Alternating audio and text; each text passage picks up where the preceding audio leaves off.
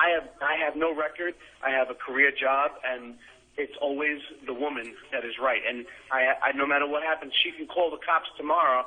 I don't even know where she is. I haven't seen her in a year. But no matter where she is, if she calls the cops right now and says I did something to her, I get arrested. Mm. Yeah, and I want to ask you a question. So now, as far as it go with company of females, what do you do?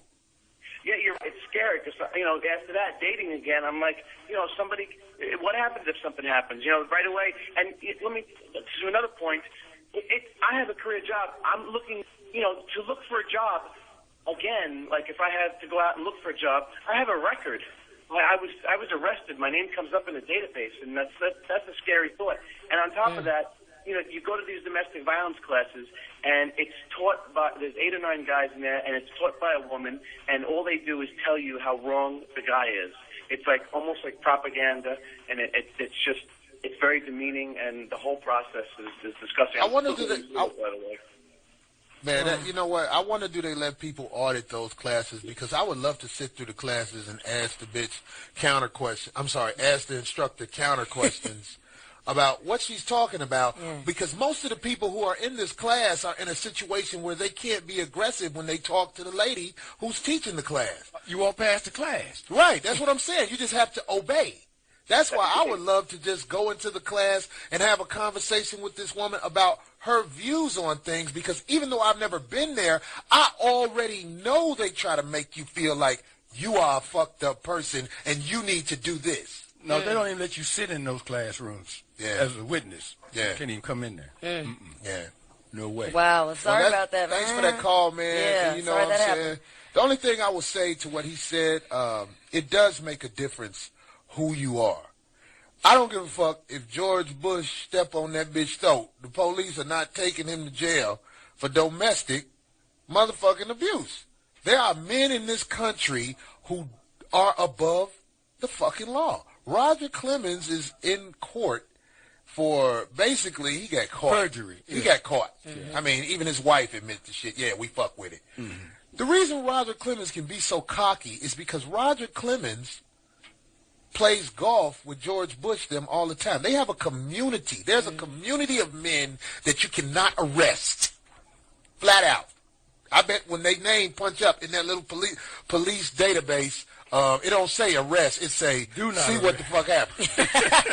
You'll lose your motherfucking job. Put your hands on any motherfucker in this white side of the computer. I'll put it like that. Not our buddy. Yeah. Right. Because they just above the law. I don't give a fuck. Are we finna take a break? Yeah. This is riveting. I know there's going to be a lot more callers with people who have been through the bullshit, and we want to hear it. And we're going to get ready to go to break. The number to call in is 855-369-9898. The topic is the rights you lose once domestic violence is charged against you. Give us some more of that violence music. Yeah, on the way out of here. Violence. Hey, welcome back. Here we go. Violence. Whoop that trick. Violence. Brilliantly written. However, I know the song is violent, but that shit sound good. That's that shit when you on your way to that bitch house. Bitch, you been paying her rent for 4 months, and this bitch got a nigga over there answering the phone. Put on your whoop that trick. You stupid. Yeah.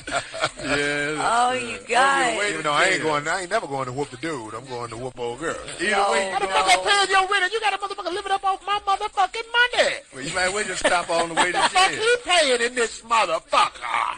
Don't pass by the jail station. Just stop right on off right there, Corey. So I tell you what, that lets you know you can't beat people up off passion no more. You got to put on a Halloween mask if you're going to beat somebody's ass.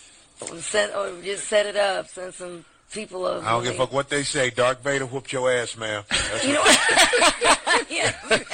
Darth Vader beat the fuck out of you. Like his hands. No, it was a mask tag. Yeah. Who was the mask? It was Yoda. Yoda used the Jedi on your ass, bitch. The number to call in again is 855-369-9898. And the topic, again, Mr. The Holcomb. rights you lose once domestic violence is charged against you. We've had people call in with incredible stories because it's incredible the way things happen out there. You are subject to arrest. Basically.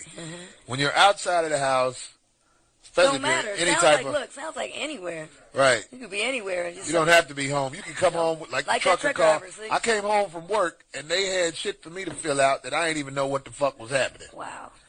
It's a done deal, Lucille. Can't even go to your own home. God damn, when you come home from work and go to jail, you've been busting your ass. You got to pay to fucking not be in jail without even knowing that this is going to happen to you. You just think you're coming home. Okay, let me just, they had a fight the weekend before. You would think that the police station there would be like, call him. We have to get in touch with him and let him know what's going on. You would think that's... Yeah, but I bet back in the day, because, of course, the laws back in the day, they didn't get it yet, that, wow, we could actually make some money off this. Well, Bubba would call Bubba and let Bubba know, the missus is down here getting ready to try to press charges on you. Yeah. You better call Lord. her up and have her... but then again, once you're in there, once you make some kind of claim, you can't back out of it. That's another thing, too, that they don't get. You can't cry wolf in situations like that, like at the house. What do you mean? In other words, you can't say, "Oh, that's right. He really didn't do that." You can't want something. Oh, once they get there, it's on. It's over. You can't. On. Even if you prove you was lying. Can't. No, if they get there, if you make a phone call and say there's some domestic a disturbance going on over here, the moment they show up to the house, it doesn't matter if they look and see anything wrong on anyone. Could be the woman. Obviously, they don't have man. to see that. They don't have to see that. But the when moment the that police somebody calls, get to your house, it's their discretion. And that's it. Whether And they you go can't to say, jail. and she can't say, "Well, I changed my mind. I'm sorry. He wasn't." Nope, it's too late now. Let's go. That's the most powerful word in the English language, discretion. Mm-hmm. Well, discretion is, I'm a victim of discretion. Everywhere I go, discretion causes me to be discriminated upon. Big and black. Yeah. You know what I mean? Everywhere I go, I just laugh at what happens to me now. Because if I was to file lawsuits about every time I was discriminated on, when I was coming home this weekend, it was so funny. What happened? I'm going in line because they got when you buy tickets, first class tickets, you go to this line. It's the shorter line. This man said, those are the first class tickets, sir. I said, I understand. And I kept walking. He was like, sir, these are first class tickets. I held it up. I said, that's why I bought a first class ticket. And he said, okay, go ahead. Not, I'm sorry, but he stood in front of me. These are first class ticket passengers.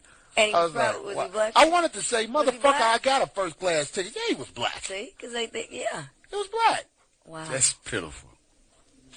Not surprising, but I'm working at the Comedy Club, the Comedy Factory in Baltimore. And where the Comedy Club is, it's where a lot of bars are.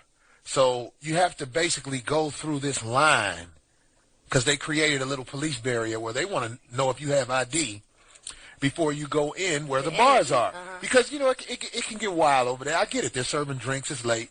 But when I go through and I show my ID that I'm the right age, I got a million questions about, first of all, he said you can't have on, I had a stocking cap on.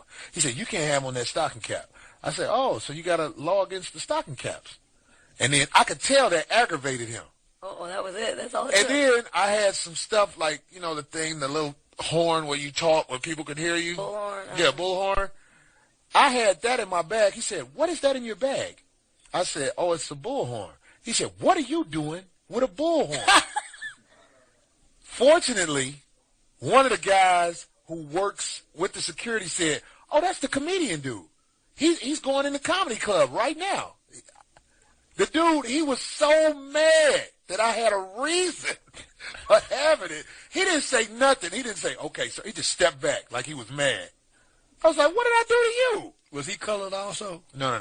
This was a Caucasian man. But I knew what I did to him. I showed up, and I had the nerve to ask him, so you can't have on beanies? Because normally I look around. I'm in San Francisco. Yeah. At the Houston's restaurant. There's a black girl. I go in Houston restaurant. They have a policy, I guess, with caps. I guess they have this policy. Because when I was sitting down waiting on my drinks to come, she runs over to me and says, you can't have on that cap. And I look literally right to the side of me. It is a Caucasian man with a baseball cap on. And she knew what I was looking at. Yeah. I said, well, I want you to go over there and tell that man to take off his cap. Oh, my God. You could tell she didn't want to do it because she was scared. She didn't know who that man was, but she had no fear. In fact, was loud as she came over there and told me to take off my cap because I'm out of place. You understand what I mean? I travel. I eat at restaurants that are like, I'm not saying they the top-of-the-line restaurants, but you go to places like Houston Steakhouse and things like that. I'm out of place because I'm a black dude who wears jogging suits. Was she the hostess or something? Yeah, she was a hostess. So I get so many people walking up to me basically saying, this is what they're saying in so many words. What the fuck are you doing here? Nigga. Right. This is what happens to me everywhere I go. If somebody followed me with a camera, it would be the most riveting television show on television because then they would not be able to say what is going on out here. And it's not white people. It's trained. It's not just white people. They have trained a lot of SEALs, black SEALs. Right. To say, yeah, what is he doing here? Yeah. True. Wow. I hear you, yeah. Well, you know, Franz Fanon said that in the book Wretched of the Earth that the oppressed take on the worst characteristics of the oppressors. And I see that playing out in what you just described as a day-to-day. And I have to be very cautious as I ask these questions because a domestic violence charge can be placed on me just by asking, why did you say that to me? Well, you look guilty, yeah. Right. I was scared of him when he said, why did you say that to me? I thought he was going to do something to me.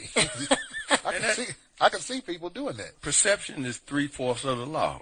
You know, if you look guilty, then that's a problem. It's a real serious problem. My friend who had to call the police on this girl he had over to his apartment, she was tripping, but she was high. Off all that there. I ain't even going to say what it is, but she was high. When he called the police, he said, I explained to the police, I'm 6'4", I weigh 300 pounds. Let the officers know before they get here that I'm a big black dude. Go answer the door. And right. I called. Right. And there's a woman in my house who I cannot get her to leave. And she is high. He saved his life because if he hadn't told him that, it would have been a problem. No, he would have he would have been in handcuffs definitely as they showed up. I got shot. Yeah. Because their job is to basically make sure that your ass is under control by any means necessary. You know, to be honest about domestic violence calls for policemen, that's the worst thing that they get in their profession because back in the day, anyway, when they would finally get around to answering a domestic violence call, and they show up at the house, and old boy done beat girl down, and since he's a wage earner, this is before they start robbing people like they do now, and she's like, oh, don't take him, and then she's squabbling with the police, and that's why they used to hate to go on those calls, but now that situation has been reversed, and it's profitable because somebody's going to jail. Unless it's a cop. Somebody's going to jail. Somebody's going to jail if they show up. They're just not going to waste the gas to come over there without making sure you fill up 1,500 squad cars when they get through with you with the lawyer fees and everything else. You're going to make it where they can drive around for a day. You and your little job. That's been no recession at the courthouse. You know, the rest of the country might have had a downturn, but not downtown. No, sir. Oh, yeah, they'll keep building them jails. They'll fill those jails up. There ain't enough room in that one. Well, we got a new one we just opened right here. Because motherfuckers going to jail for domestic violence. Domestic violence is what it is. That's the new hustle. Domestic violence and family court. Family court, social services, boy. We've got Stephen. Oh, we do have a caller. Stephen from Texas. Stephen, you are there? Are you there? Yeah. Stevie. There you go. Go ahead, Stephen. All right. I have a couple of statements real quick. First, hello? Yes, go ahead. Okay.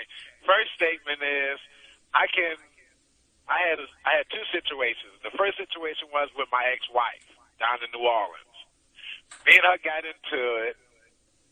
She called the police. The police came out. I had a black eye.